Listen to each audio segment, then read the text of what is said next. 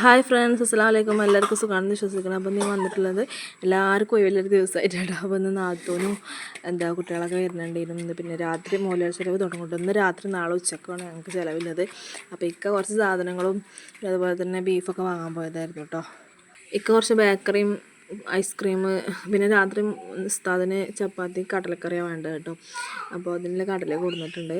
അപ്പോൾ ബീഫ് മുറിച്ചില്ലാന്ന് പറഞ്ഞപ്പോൾ ഞാൻ പെട്ടെന്ന് അടിച്ചു വരലും തുടക്കലേ കഴിച്ചായിരുന്നു കേട്ടോ.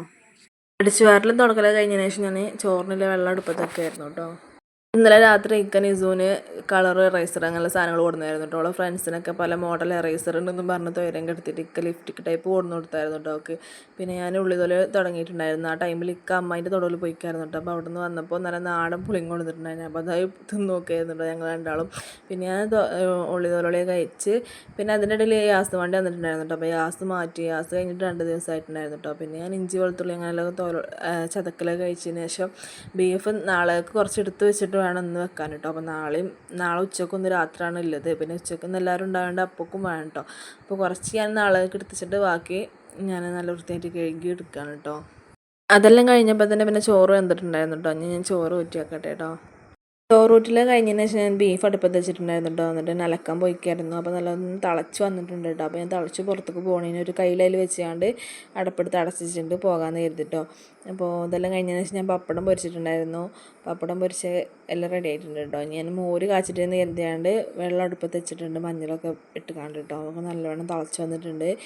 മോര് കാച്ചി കൊണ്ട് നിൽക്കുമ്പോഴാട്ടോ നാത്തൂനും കുട്ടികളും വന്നിട്ടുണ്ടായിരുന്നത്. പിന്നെ എനിക്ക് വീഡിയോസ് ഒന്നും എടുക്കാൻ പറ്റിയിട്ടുണ്ടായിരുന്നില്ല. പിന്നെ കുളി കാര്യങ്ങൾ കഴിഞ്ഞ് ചോറ് കഴിഞ്ഞതിന് ശേഷം ഞങ്ങൾ കുറച്ച് ഇരുന്നതിന് ശേഷം പിന്നെ രാത്രി ഉസ്താദിന് ചിലവിനുള്ള സംഭവങ്ങളൊക്കെ ഉണ്ടാക്കാൻ തുടങ്ങിയിട്ടോ. അപ്പോൾ രാത്രി കടലക്കറിയും ബീഫ് വരട്ടുമാണ് ഉണ്ടാക്കുന്നത്. അപ്പോൾ ബീഫിനുള്ള സംഭവങ്ങളൊക്കെ ഞാൻ ആക്കിക്കൊണ്ടിരിക്കാറുണ്ട്. കടലക്കറി റെഡി ആയിട്ടുണ്ടായിരുന്നു. ചപ്പാത്തിയൊക്കെ ചുടൽ കഴിഞ്ഞിട്ടുണ്ടായിരുന്നു കേട്ടോ.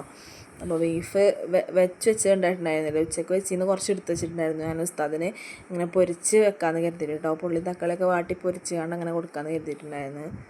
രാത്രി ഒരു 7:45 ആകുമ്പോഴാട്ടോ ഉസ്താദിൻ്റെ ചിലവ് കൊടുക്കാൻ പോയിട്ടുണ്ടായിരുന്നു നിൽക്കുക. അപ്പോൾ ആ ടൈമിൽ ഞാൻ പെട്ടെന്ന് ഒക്കെ പാത്രത്തിലോട്ട് ആക്കുമായിരുന്നു കേട്ടോ. അപ്പോൾ ഞാൻ ചപ്പാത്തിയും കടലക്കറിയും ബീഫും ഒക്കെ ആക്കിക്കൊണ്ട് നിൽക്കുകയാണ് കേട്ടോ. എല്ലാം പാത്രത്തൊക്കെ ആക്കൽ കഴിഞ്ഞതിന് ശേഷം പിന്നെ അതും കൊണ്ട് പോയിട്ടോ പള്ളിക്കൊക്കെ.